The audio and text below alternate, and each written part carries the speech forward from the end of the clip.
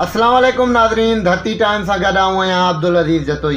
लाड़काणा मां सिकंदर मुगेरी जी ख़बर शामिल कंदासीं। सिंध गवर्नमेंट ऐं फूड डिपार्टमेंट अथॉरिटी जी नाअहली ऐं करप्शन, हज़ारे टन कणिक ख़राब, अवाम बुखायल, ख़ुदकुशी करण ते मजबूर। लाड़काणो लॻ कंबर शहर जे सरकारी अनाज गुदाम में पियल हज़ारे टन कणिक ख़राब थी वई, पर अवाम खे न मिली सघी।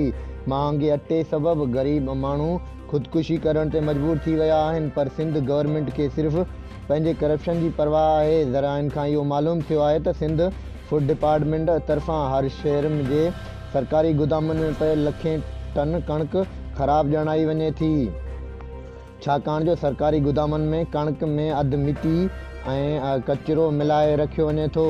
अधु कणिक फूड डिपार्टमेंट जा ऑफिसर पाण ई चोरी करण में मुलविज़ आहिनि, जंहिंमें सिंध जा MPAs ऐं MNAs जो बि हिसो शामिल हूंदो आहे। ज़राइनि खां उहो मालूम थियो आहे त सिंध गवर्नमेंट ऐं फूड डिपार्टमेंट तरफ़ां हर साल लखें टन कणिक ख़राब ॼाणण जो जवाज़ ऐं अरबें रुपयनि जी करप्शन करण जो सिलसिलो जारी आहे।